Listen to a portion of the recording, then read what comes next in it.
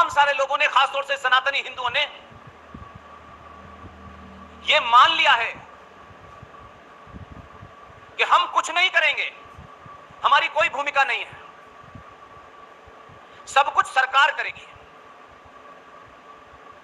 यह एक ऐसा सिम्टम है जो यह बताता है कि जो समाज लालची, जैसे ही समाज में लालच का भाव पैदा होता है, परिवार में पैदा होता है या व्यक्ति विशेष में, इंडिविजुअल में जब पैदा होता है, वो लालच आपको कायर बनाता है। और कायर आदमी कभी लड़ने की नहीं, समझौते के रास्ते ढूंढता है। और हमारी और आपकी कायरता ने, खामोशी ने, चुप्पी ने, किन्हीं कारणों से, कारण कुछ भी हो सकता है, हम एकमात्र दुनिया के ऐसे राष्ट्र हैं कि हमने कायरता के चलते स्टेट यानी राज्य को, यानी सत्ता को, हमारी मान्यताओं, परंपराओं, सरोकारों और आस्थाओं में हस्तक्षेप करने का खुला न्योता दिया। इसलिए देश के चलाने में अलग अलग सरकारें आती रही, चली गई। आज भी एक सरकार है, वो अपना काम कर रही है, वो भी संविधान से चला रही है, लेकिन राष्ट्र को समाज चलाता है। इसलिए पूरे 95 करोड़ सनातनी हिंदुओं का एक ही मंत्र है, और उसके पीछे शुद्ध रूप से आपका लालच और उस कायरता का कारण है कि आप ये समझते हैं कि इस देश में जो भी कुछ हो रहा है, सब कुछ सरकार को करना है, हमें कुछ नहीं करना है। सरकार इस पे कानून बना दे, सरकार उस पे कानून बना दे। और इसी कायरता के चलते स्टेट का एक इंस्टीट्यूशन, यानी सरकार का एक इंस्टीट्यूशन, उसने खुल्लम खुल्ला यह भी तय कर दिया कि हिंदुत्व कौन है, हिंदुत्व की परिभाषा क्या है। हम सब मुंह बंद करके देखते रहे। हजारों साल की परंपरा के बाद मां शबरीमाला का जो मंदिर है, उसमें एक परंपरा निर्धारित हुई, लेकिन उसको भी जज साहिबान ने कहा कि सबरीमाला के अंदर जेंडर जस्टिस नहीं है। अब क्योंकि आज के दौर में माओ को अपनी बेटियों से बातचीत करने का समय नहीं है, पिताजी को एक गाड़ी से 4 गाड़ी करनी है, 4 कमरे के मकान को उनको राजमहल बनाना है, सब बिजी हैं। परिवार के अंदर कोई संवाद किसी चीज पे होता ही नहीं है। इसलिए आपकी जनरेशन, आपके बच्चे, आपके शत्रु का नैरेटिव, उसका नारा आपके घर में लगाते हैं और आप रोक नहीं पाते हैं। इसलिए सबरीमाला के ऊपर जब यह फैसला आया, इस देश में सामूहिक तौर पर केरल के उन मंत्रियों के मंत्री, उन्होंने, पंडितों ने उसका विरोध किया, लेकिन किसी ने सुना नहीं, पूरे देश में चुप्पी थी। और ये 2022 का भारत है, जब संचार क्रांति है। किसी ने ये सवाल नहीं पूछा कि भाई उस केरला के उस इलाके में सिर्फ सबरीमाला का मंदिर नहीं है, ऐसे 6 मंदिर हैं, और 6 मंदिर शुद्ध रूप से साइंटिफिक हैं। मैं आज के किसी नए मंदिर की बात नहीं कर रहा। भारत में जितने भी मंदिर रहे हैं, चाहे उज्जैन से लेके कामाख्या, हर मंदिर के पीछे एक साइंस है। लेकिन जिन लोगों को यह काम करना चाहिए था, उन्होंने साइंस नहीं बताई। उन्होंने कहा बस हाथ जोड़ लो इसके, इसी से सारे दुख दूर हो जाएंगे। इसलिए सबरीमाला के अंदर जो 6 मंदिर हैं, हमारे यहां कुंडली जागृत करने के लिए अलग अलग मंत्रों का उद्घोष होता है।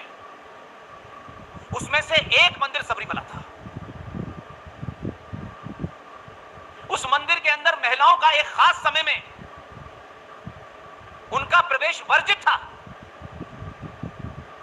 लेकिन यह खूब चला इस देश के अंदर।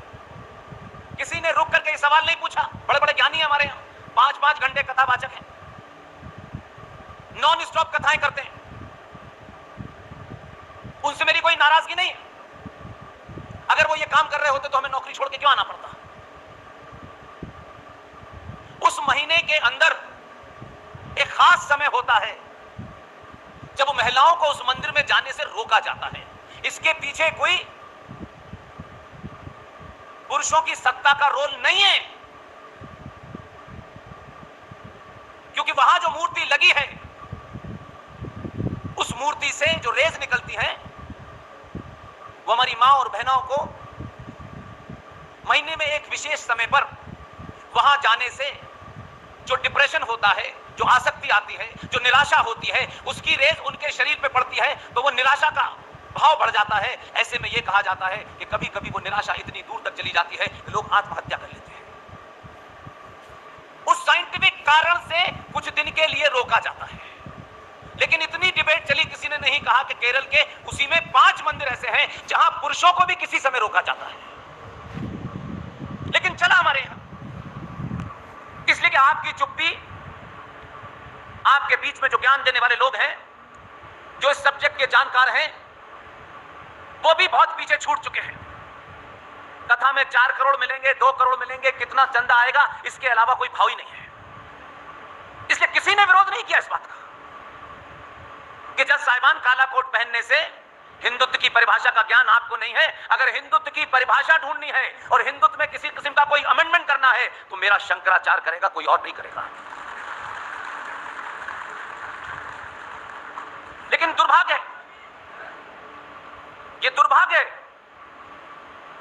कि हम दुनिया को चाहे किसी को कितना भी बुरा कह लें, उनके बारे में कोई सवाल खड़ा कर लें और अपने मन को खुश कर लें, लेकिन आप अपने अपने दिलों पे हाथ रखिए, अपने आप से पूछिए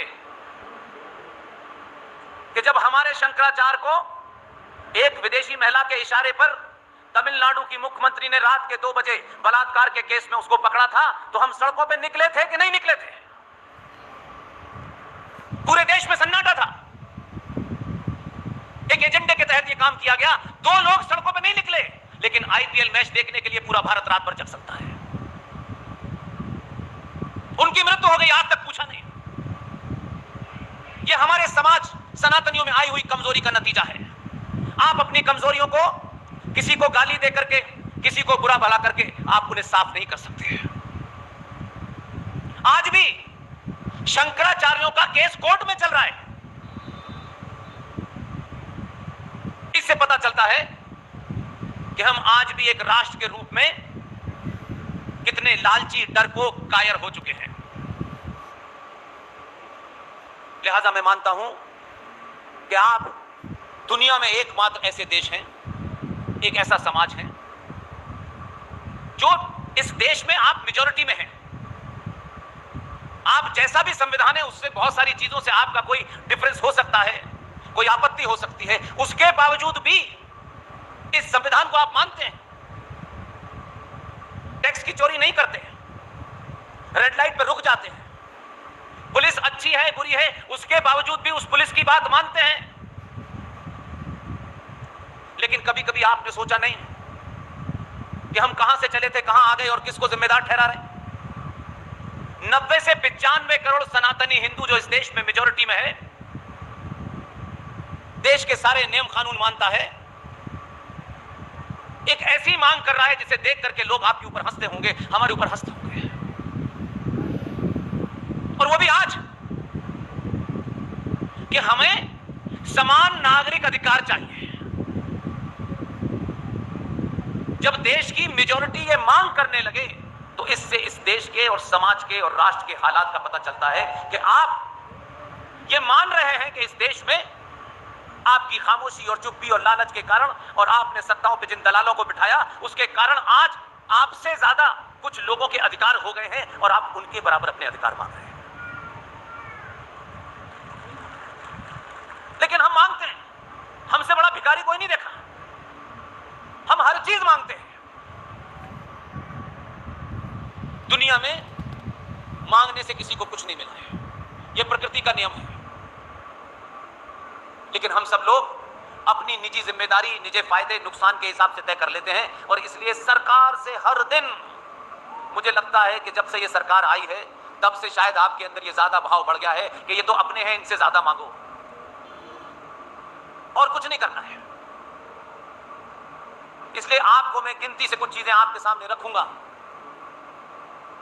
आपने तो अपने नैरेटिव भी गलत बनाए हुए और आपका नैरेटिव आपके शत्रु का नैरेटिव है और आप इसे अपना नैरेटिव और नारा समझ रहे हैं।